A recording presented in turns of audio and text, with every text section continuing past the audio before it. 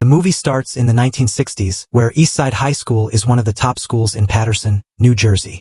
Joe is a teacher there, and his students love him because he teaches important lessons with kindness and fun competitions. One morning, his class is interrupted by another teacher, Frank, who informs him that the Union Executive Board is having a meeting without them.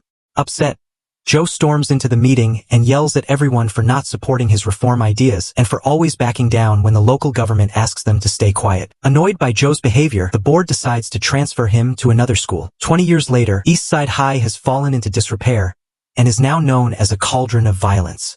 The building is in bad shape, and the students have no respect for authority. Bullying and violence are rampant, they don't listen to teachers, and some even attack them when they try to intervene. Illegal drugs and weapons are dealt freely, and most students fail the basic skills test. This is a problem for Mayor Botman, who doesn't want to lose the school to state control because it could cost him the election. Frank, now the school superintendent, and Mr. Rosenberg, the school board attorney, realize their only option is to bring Joe back. Although Botman doesn't like the idea, he agrees because he has no choice. Frank and Rosenberg visit Joe, offering him the position of principal at Eastside, but Joe initially refuses, saying that the mayor only cares about his own interests and not the students. However, Frank persuades him to reconsider by pointing out that Joe hasn't made much of a difference so far with his crazy Joe approach and shouldn't let that be his legacy. The next day, Joe arrives at Eastside as the new principal. He holds a meeting with the teachers and immediately asserts his authority. After asking for a list of all students involved in criminal activities, he orders the custodian to clean the walls and makes any student in detention help. Mr. Darnell, the English teacher, is demoted to assistant football coach. Security guards are placed in the hallways to help stop the violence, and all teachers are told to focus on preparing students for the upcoming standardized tests, as the school needs 75% approval, and last time they scored under 40. Next, Joe calls for a school assembly, where all the troublemakers from the list are put on stage. As Joe approaches, he runs into Kenesha, who's happy to see him because he used to be her elementary school principal. Joe steps onto the stage and asks for silence, but no one listens to him, and the troublemakers laugh when he requests they sing the school song. Seeing them as beyond saving, Joe decides to expel all the troublemakers, telling the remaining students that they'll be safe from disruption now. Security escorts the students off the stage, calming everyone down, especially when Joe warns that they could be next if they don't study hard. In the afternoon, Joe holds a meeting with the parents. Liana, the mother of one of the expelled students, is furious and many parents back her up. However, Joe doesn't back down and delivers a speech about a few bad apples ruining the whole bunch. He explains that he expelled 300 kids to save 2,700, and he promised God he would save the school. His speech wins him the support of almost all the parents, though Liana remains angry.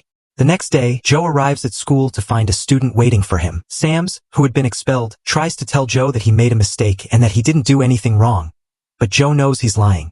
He takes Sams to the roof and calls him a coward for not telling his parents about the expulsion. Joe warns him that using illegal substances will destroy him, and if he wants to die so badly, he should just jump. Sams refuses and promises to do better, and Joe agrees to give him a second chance. At lunch, Joe walks around the cafeteria, listening to the students and offering advice. He's pleased to see Ray wearing a suit, setting a good example, unlike Sams and his friends who are dressed sloppily.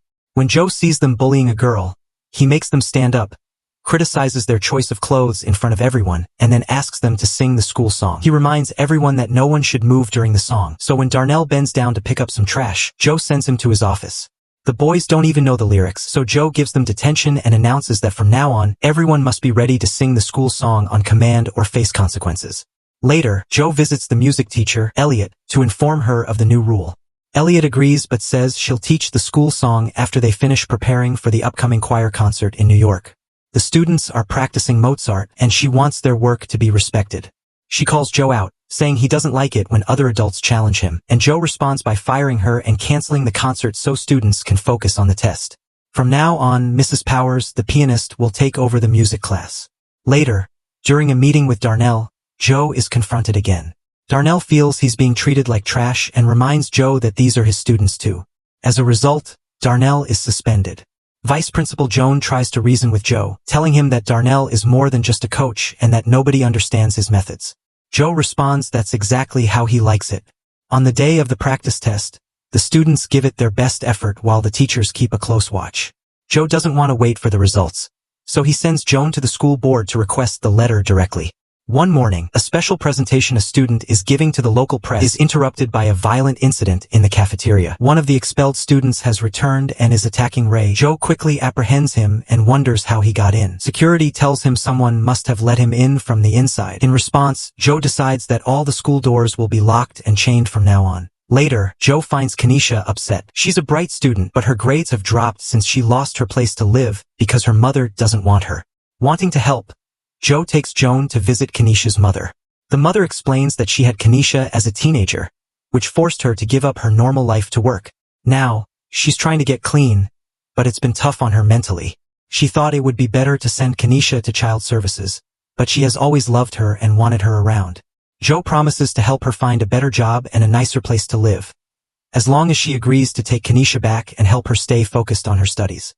The news about the locked doors spreads to the press, and Liana uses the opportunity to bring her complaint to the school board. Frank scolds Joe for his extreme actions, warning him that Liana is organizing a group to remove him, and the fire chief is supporting her. He believes Joe is alienating everyone, just like he did with his wife. So now he plans to write an apology letter to Elliot and Darnell. He tells Joe that if he wants to be respected as an authority, he must first learn to respect authority himself. The fire chief shows up at the school with the press, so Joe manages to get him to leave, threatening him with a bat. Joan tries to voice her concerns about Joe's attitude, but as usual, she's ignored. To Joe's disappointment, the next time he sees Ray is when the boy comes to say goodbye, explaining that he can't stay at the school anymore. Later, Joe finds Sam's and his friends goofing around in the bathroom. He makes them sing the school song and is stunned to hear a beautiful version sung in the style of a church choir. The boys admit that it was Mrs. Powers who taught them this version. So Joe goes to see her to congratulate her. The practice test results arrive, and Joe is disappointed to see that they scored only 33%. He calls all the teachers to the gym and tells them that their inefficiency is to blame for the poor results, so they need to work harder. Joe proposes starting a tutoring program and an extra remedial reading course on Saturdays, but a teacher points out that it's difficult to get the students to come on weekends. His plan is to visit each student's home and talk to their parents, getting them involved. In the following weeks, teachers and students work tirelessly to prepare for the test, with Joe as involved as possible.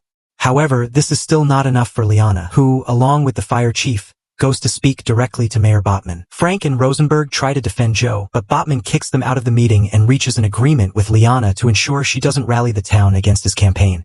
Botman agrees to fire Joe. Later, in the bathroom, Botman tells the fire chief that they will arrest Joe for the illegal chains after the test, unaware that Rosenberg is in one of the stalls and overhears everything. Rosenberg tells Frank about the situation, and they rush to warn Joe. He quickly comes up with a plan. When the security guards spot the fire chief coming, they'll use the walkie-talkies to call a code 10, which will allow the teachers to temporarily remove the chains. Later, Joan tries to talk to Joe about the progress of the reading program, but he brushes her off, saying he's too busy and that his vice principal should be able to handle things on her own without always needing him. At the end of the day, Joan asks Joe for a transfer, explaining how frustrating it is to work with him. She calls him an egomaniac who takes advantage of people who can't fight back and says half the staff feels the same way, though they haven't quit because they care about the kids.